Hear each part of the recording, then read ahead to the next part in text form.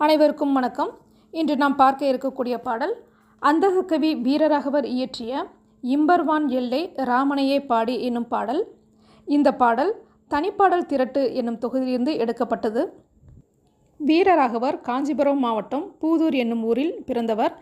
பிறவிலேயே கண் பார்வை இல்லாமல் இருந்தும் புலமை நிரம்பியவராக இலக்கிய தொண்டு புரிந்தவர்.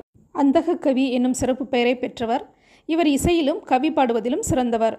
பிள்ளைத்தமிழ், கலம்பகம், கோவை, திருக்கழுகுன்ற தலபுராணம், திருவாரூர் உலா போன்றவை இவரது படைப்புகளாகும். கடிதங்கள் போல் பிறருக்கு சீட்டுக்கவி எழுதி அனுப்பியதால் சீட்டுக்கவி என்றும் அழைக்கப்பெற்றார். அவ்வாறு வீரராகவர் பாடிய பாடல்கள் ஒன்றுதான் இம்பர்வான் எல்லை ராமனையே பாடி என்னும் இந்த பாடல். இந்த பாடல் எழுந்த சூழலை பார்த்தோம் என்று சொன்னால், புலவர்களும் பாணர்களும் வறுமை சூழலில் வாழ்வதாகவே இலக்கியங்கள் பகர்கின்றன. அதுபோலவே இந்த பாடலிலும் பாணன் ஒருவன் மிகவும் வறுமையான சூழலில் வாழ்கிறான். எனவே தனது வறுமையை போக்க ராமன் என்னும் வள்ளலை போய் பாடி பரிசில் பெற்று வருகிறான். அவ்வாறு அவன் பரிசில் பெற்றது யானை.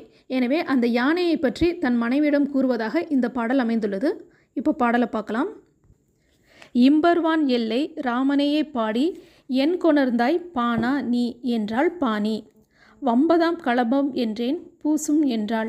மாதங்கம் என்றேன் யாம் வாழ்ந்தேம் என்றாள். பம்பு சீர் வேளம் என்றேன் தின்னும் என்றாள். பகடென்றேன் உளும் என்றாள் பலனந்தன்னை. கம்பமா என்றேன் நற்களியாம் என்றாள். கைமா என்றேன் சும்மா கலங்கினாளே என்பதுதான் அந்த பாடல். இந்த பாடல் ஒரு பாணன் தனக்கும் பாணிக்கும் நடந்த உரையாடலை அவன் வாயிலாக கூடுவதைப் போல அமைந்திருக்கும். இப்போ இந்த பாடலுக்கான விளக்கத்தை பார்க்கலாம். இந்த பாடலில் யானை என்று பொருள் தரக்கூடிய பல சொற்களை காணலாம். அதாவது பாணன் யானை அப்படின்ற பொருள் தரக்கூடிய சொற்களை சொல்லுவான். ஆனால் அதே சொல்லுக்கு இணையான வேறு ஒரு பொருளை பாணி புரிந்து கொள்வாள். அவ்வாறு தான் இந்த பாடல் அமைக்கப்பட்டிருக்கும். இம்பர்வான் எல்லை ராமனையே பாடி. இம்பர் என்றால் இந்த பூலோகம், வான் என்றால் விண்ணுலகம். இந்த பூலோகத்தையும் விண்ணுலகத்தையுமே எல்லையாக கொண்டு ஆட்சி செய்கின்ற ராமன். ராமன் என்பது இங்கு ஒரு குறுநில மன்னனை தான் சொல்கிறாங்க.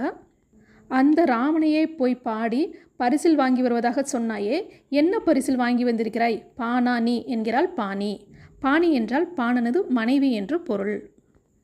அதற்கு அந்த பாணன் சொல்கிறான், வம்பதாம் களபம் என்றேன். களபம் என்றால் யானை என்று பொருள். யானை என்று பொருள் தரக்கூடிய சொல் என எண்ணி களபம் என்கிறான் பாணன். ஆனால் களபம் என்னும் சொல்லுக்கு சந்தனம் என்றும் பொருள் உண்டு. எனவே பாணி சந்தனம் கொண்டு வந்தாயா, சரி பூசிக்கொள் என்கிறாள். உடனே பாணன், இல்லை இல்லை, நான் மாதங்கம் என்றேன். மாதங்கம் என்னும் சொல் யானையை குறிக்கும்.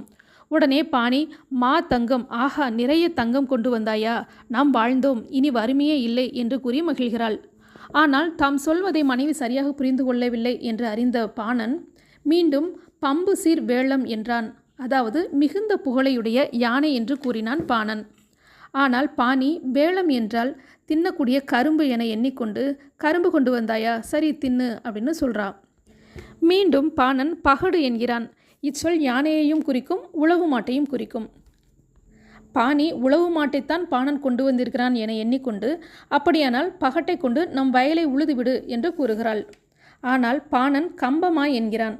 கம்பமா என்றால் யானை என்பது ஒரு பொருள்.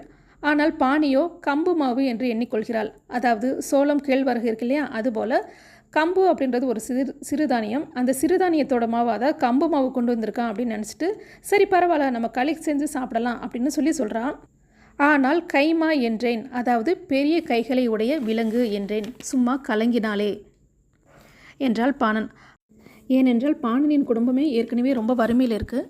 அப்படி இருக்கும்போது ஏதாவது வள்ளலையோ அல்லது அரசர்களையோ பாடி பரிசில் வாங்கி வரலாம் அப்படின்னு சொல்லி தான் பாணன் போனான். அப்படி பாடல் பாடி பரிசில் ஏதாவது வாங்கிட்டு வருவான், நம்மளோட வாழ்க்கை வளமாக இருக்கும் அப்படின்னு நினச்சிட்டு இருக்க வேலையில் ஒரு யானையை கொண்டு வந்திருக்கான் அண்ணே அப்படின்னு சொல்லி கணங்குறா. ஏன்னா யானையை கட்டி தீனு போட முடியாது. யானை அதிகமான உணவை உண்ணும். யானையை வைத்து இவர்களால் எந்த வேலையும் வாங்க முடியாது. அப்படி இருக்கும்போது யானையை வாங்கி வந்தாயே என்று எண்ணி கலங்குகிறாள் அந்த பாணி. இம்பர்வான் எல்லை ராமனையே பாடி என் கொணர்ந்தாய் பானா நீ என்றாள் பாணி. வம்பதாம் களபம் என்றேன் பூசும் என்றாள். மாதங்கம் என்றேன் யாம் வாழ்ந்தேம் என்றாள். பம்பு சீர் வேளம் என்றேன் தின்னும் என்றாள். பகடென்றேன் உளும் என்றாள் பலனந்தன்னை. கம்பமா என்றேன் நற்களியாம் என்றாள். கைமா என்றேன் சும்மா கலங்கினாளே. நன்றி.